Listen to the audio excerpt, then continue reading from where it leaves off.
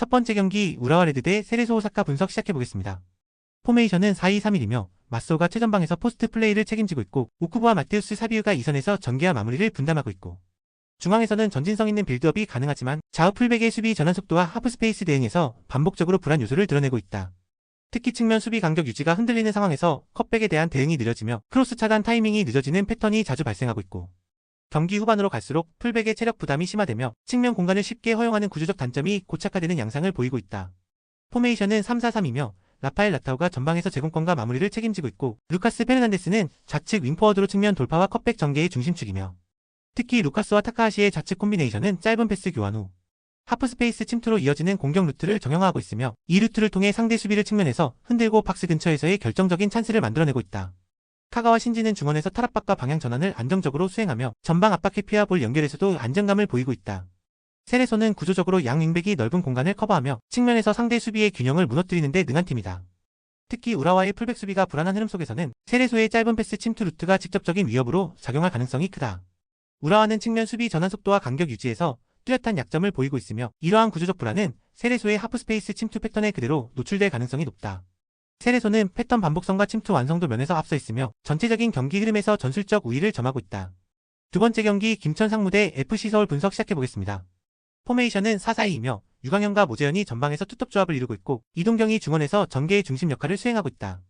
하지만 여름-가을 사이 전역을 앞둔 다수 자원들의 집중력 저하가 눈에 띄며 실제로 울산전에서도 뒷심 부족으로 인해 역전패를 당하는 등 후반 운영에서 허점이 반복되고 있고 수비진은 개인 수비력보다는 조직력으로 버티는 형태지만 수비라인 간격이 뒤로 쏠리는 흐름이 강해 압박력이 약해지고 있다. 중원 연결과 압박 유지에서 실수가 자주 발생하며 경기 막판일수록 활동량과 집중도가 급격히 떨어지는 패턴을 보이고 있다. 포메이션은 4-4-2이며 둑스와 루카스가 최전방에서 역할을 분담하고 있으며 링가드는 2선에서 탈압박과 전개를 매끄럽게 이어주는 전술 핵심이다. 수원FC와의 직전 경기에서는 골키퍼 실수로 승리를 놓쳤지만 전체적인 점유율 운영과 빌드업은 상대를 압도하는 흐름이었고 둑스는 시즌 초반보다 컨디션이 점차 올라오고 있으며 상대 수비를 뚫는 움직임과 연계 플레이에서의 감각이 뚜렷해지고 있다.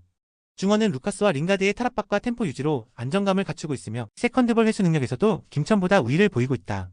전체적으로 포백 간격 유지 측면 연계, 후반 교체 카드 운용 등 경기 전반적인 밸런스와 집중도에서 서울이 높은 완성도를 보여주는 흐름이다.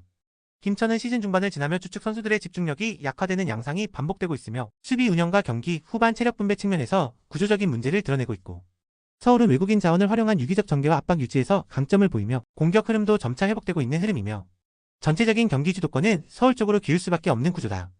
세 번째 경기 강원FC 대 FC 안양 분석 시작해보겠습니다.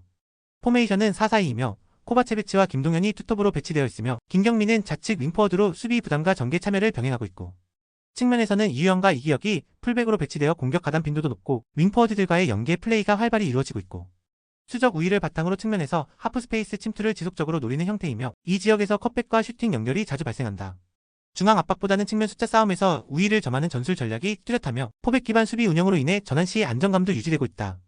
포메이션은 3-5-2이며 모따와 마테우스가 전방에서 연계 플레이를 시도하고 있고 강지훈과 이태희가 윙백으로 폭을 넓히는 구조다. 하지만 3백 전술 특성상 양쪽 측면 공간은 상대적으로 넓게 노출되며 측면에서의 수적 열세가 드러나는 경우가 많고 중앙 밀집을 활용해 수비 블록을 구성하고는 있지만 압박이 뚫렸을 경우 수비 전환 속도와 커버 타이밍에서 조직력이 떨어지는 흐름이 반복되고 있다. 특히 후방 빌드업 시 강원 측의 전방 압박을 효과적으로 풀어내지 못할 가능성이 높으며 측면으로 빠져나가는 경로도 제한적이며 수비 상황에서 윙백과 센터백 간 커버 간격이 벌어질 경우 상대의 측면 침투에 흔들릴 수밖에 없는 구조다.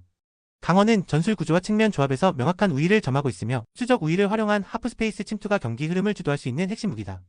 반면 안양은 3백 전술 특성상 커버 범위가 넓어지는 약점을 지니고 있으며 측면 대응에서 반복적인 실점 위기를 맞이할 수 있고 결국 전체적인 전개 흐름과 수적 전략 면에서 강원이 유리한 경기를 펼칠 가능성이 높다.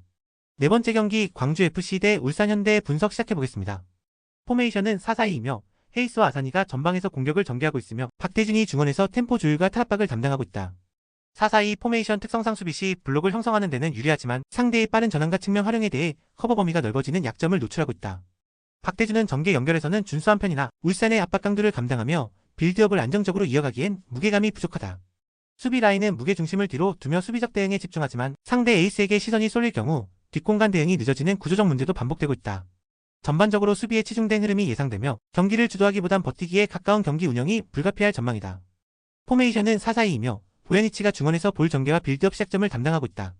보야니치의 패스를 이어받는 이청용은 페널티 박스 근처에서의 침투 타이밍과 볼 간수 능력에서 여전히 압도적인 영향력을 발휘 중이며 특히 수비 시선이 이청용에게 쏠릴 경우 에릭이나 라카바 등 주변 공격 자원들이 수비 블록의 사각지대에서 찬스를 만들어낼 수 있는 루트를 확보하고 있다.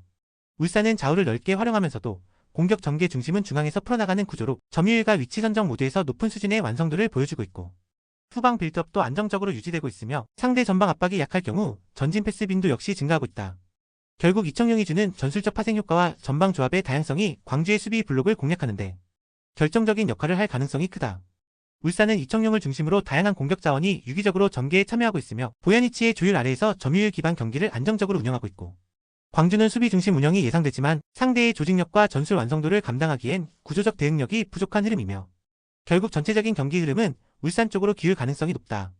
다섯 번째 경기 베티스 대 첼시 분석 시작해보겠습니다. 포메이션은 4-2-3-1이며 에르난데스와 안토니가 1선에서 움직이며 이스코가 2선에서 조율을 담당한다. 다만 수비 라인 구성은 스피드보다 포지셔닝과 조직력에 기반해 움직이며 센터백 조합은 전환 속도가 느린 편이며 액토르 베이erin과 디에고 요렌테 등 핵심 수비 자원의 부상 결장은 수비 조직에 더 부담을 주고 있고 측면 중앙 간 커버가 느려 뒷공간을 공략당할 경우 빠른 복귀와 라인 컨트롤에서 취약한 모습이 자주 나타난다. 포메이션은 4-2-3-1이며 페드루 넥투, 마두에케, 콜파머 모두 발빠르고 직선적인 움직임이 강점인 자원들이며 3선에서 은군쿠가 빠졌지만 포파나의 전진 패스와 중원 빌드업은 여전히 안정적인 흐름을 유지하고 있다. 마두에케와 파머는 좌우를 넘나들며 뒷공간을 지속적으로 침투하고 있으며 이들의 속도감은 정적인 수비 라인에 매우 위협적이며 결정력과 피니시 완성도도 높은 편으로 베티스 수비가 끊임없이 흔들릴 가능성이 존재한다. 이번 결승전은 수비 라인의 속도와 커버 반응 속도가 핵심 변수가 되는 흐름이다.